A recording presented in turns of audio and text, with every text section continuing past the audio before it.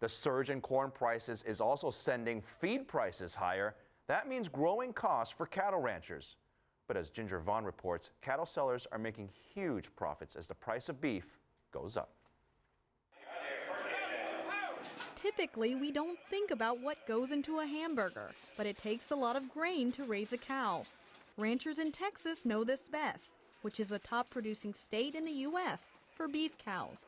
This year's drought has pushed grain prices to record highs, forcing cattlemen who can't afford to feed their livestock to send their herds to the slaughterhouse. Right now, corn is at an all-time high, and I think the only thing that's keeping the market up right now is the fact that we've got very few animals circulating. Our numbers have really dropped since the drought. Here locally last year, we probably sold 40 to 45% of our herds. And people have culled, and then a lot of them have just completely sold out. Cows are limited in number due to record culling of Texas cows last year, also due to drought and lack of feed.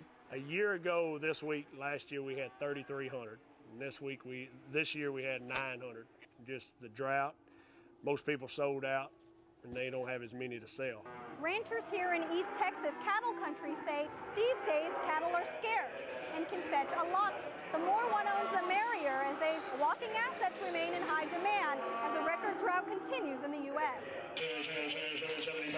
But it's not all bad for ranchers. At the East Texas livestock auction, they're receiving a pretty penny for their cows, with prices up between 40 and 50% compared to last year. The market is as high as it's ever been right now. Used to you get $500 for a calf, now you're getting $900 to $1,000 for a calf.